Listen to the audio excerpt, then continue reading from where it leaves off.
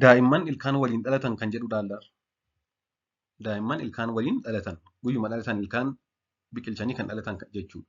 Chaanalii kanaaf haaraa taanaan Dr. Abarraa Olaaniidha. Ispeeshaalistii fayyaa ijoollee daa'immanii akkasumas barreessaa kitaaba bu'uura fayyaa daa'immaniiti. Chaanalii kanaaf haaraa taanaan sabskiraayib gochuun maatii ta'a. Akkasumas immoo kanneen naannoo naqamtee jirtan qaamaan na barbaannaan bilbila asirra jiru kanaan bilbiltanii beellama qabachuu dandeessu. Daa'imman yeroo hedduu kan ilkaan biqilchuu eegalan naannoo ji'a 4 booda.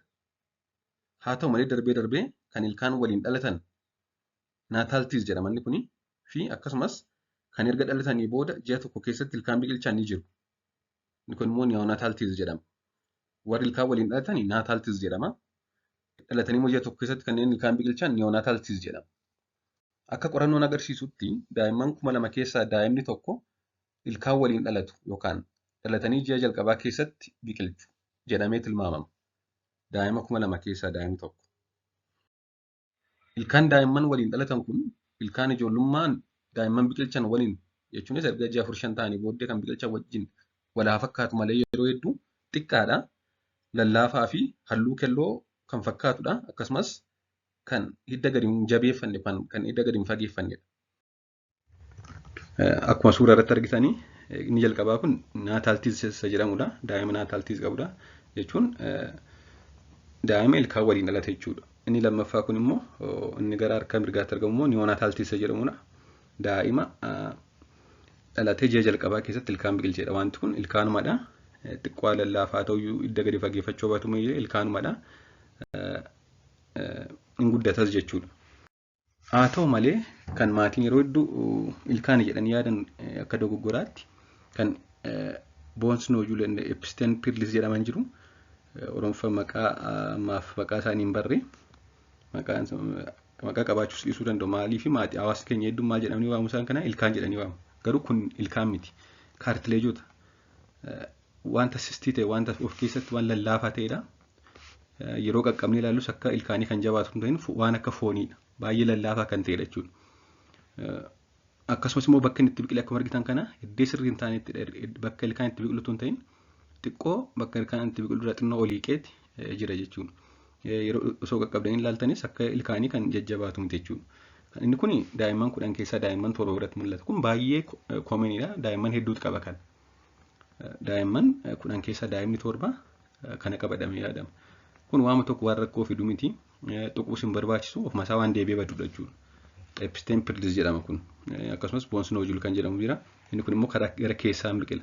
Kanaafuu garaagarummaan ilkaan sirrii kun ilkaan wajjin dhalate moo yookaan wanti kun wanta ilkaan fakkaatu wanta episteen piirlis jedhamu kanadha jennee adda baasuun maal gochuu qabna? Tokko bakka inni itti biqileedha. Ilkaanni waliin dhalachuun suni yookaan ji'a tokko keessatti biqilchuun suni bakkuma sirriitti biqila. Ilkaanidha garuu xiqqoo lallaafaadha akkasumas kan sosocho'udha. Inni kun immoo inni episteen piirlis jedhamu kun immoo bakka ilkaan sirrii ta'etti tun ta'in xiqqoo liiqee yookaan xiqqoo gadi qee yookaan gara keessaan biqila jechuudha. Akkasumas immoo yeroo qaqqabnee ilaallu waan akka fooniidha malee ilkaan miti jechuudha. Akkasumas guddataan deemu saayiziin isaa dabalaan deemu walumaa galatti waan foon fakkaatudha jechuudha. Inni kun tuquun barbaachisu rakkoos fiduun qabu ofumaa deebi'ee bada jechuudha. Inni episteen piirlis inni boons noodiyuul jedhamu kun. Haa ta'u malee kan waa'ee ilkaan isa sirrii ta'e wajjin dhalatan yookaan erga dhalatanii ji'a tokko keessatti biqilchan immoo akka itti fuutti ilaalla. Ilkaan akkasii kun kan harma hodhuu hin dhorkine ta'an jechuun egaa isaan episteen piirlis yookaan boons noodiyuul inni tun ta'in ilkaan isa sirrii wajjin yoo dhalatan yookaan erga dhalatanii ji'a tokko keessatti yoo biqilchan ilkaan akkasii kun kan harma hodhuu hin dhorkine taanaan yeroo harma hodhan kan isaan rakkisne taanaan akkasumas immoo kan lallaafee buqqa'uuf jedhu miti taanaan rakkoo kan hin finnedha. Kanaafuu tuquun hin barbaachisu jechuudha. Ilkaan dhalootaa sanaa jechuudha. Ilkaan isa sirrii ta'e. Ilkaanni wanti ilkaan fakkaatu wanta akka foonii kun rakkoo tokko hin qabu rakkoo fidus hin qabu. Haa ta'u malee ilkaanni sirriin yoo waliin dhalatanis ta'e yoo dhalatanii ji'a tokko keessatti biqilchan tarii darbee harma hodhuu yeroo isaan harma hodhan isaan rakkisuu danda'a. Akkasumas immoo lallaafee buqqa'uuf jedha taanaan tariitii liqimsuu danda'u yookaan gara sombaa dhaquu waan danda'u rakkoo uuma. Haa ta'u malee harma hodhuun dhorkine taanaan buqqa'uuf kan jedhu miti taanaan rakkoo tokko waan hin qabneef tuquun hin barbaachisu jechuudha. Haa ta'u malee darbee ilkaanni sirrii kun ilkaanni sirrii kun naataal yookaan neonaataal tiizin jedhamu kun kan jabaatee hin dhaabbanne ta'ee tasa buqqa'uun gara ujummoo qilleensaa seenuu kan danda'u yoo ta'e yookaan liqimsuu kan danda'an yoo ta'e yeroo harmaadhaan mijachuu fi diduu fi akkasumas harma haadhaa kan moccoru yoo ta'e dhalatanii guyyaa 10 booda mana yaalaa ilkaanii geessuun baasisuun ni danda'ama jechuudha. Haa ta'u malee baay'ee kan socho'u miti taanaan harma hodhuu kan rakkisne taanaan rakkoo hin qabu gaafa ilkaan sirrii biqilchan walqixa ta'ee sirraa'ee guddata jechuudha. Kanaaf tuquun hin barbaachisu. Haa ta'u malee baay'ee socho'a taanaan yeroo harma hodhuu harma haadhaa moccuudha taanaan harma haadhaa madeessa taanaan akkasumas immoo daa'ima sana rakkisa taanaan buqqisiisuun ni danda'ama jechuudha. Mana yaalaa ammayyaawaa deemanii.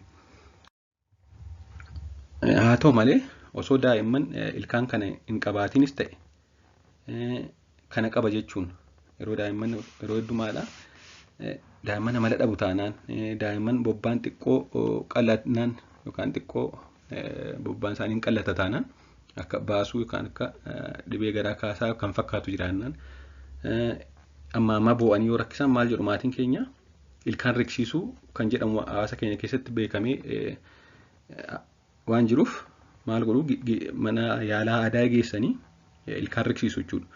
Ilkaan isaan riqsiisan sun garuu ishee adii sila epistemperlis jennee ishee adii ishee ilkaan hin ta'in ishee foon fakkaattuudha malee ilkaan isa sirrii miti jechuudha.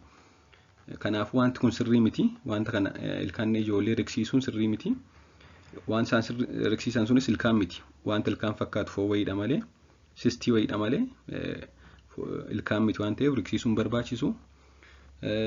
Wanti kun immoo amala dhabuu hin fidu yeroo baay'ee akkasumas dhibee garaa kaasaan fidu akka isaan boo'an taasisu. Kanaaf ilkaan riqsiisuun furmaata miti.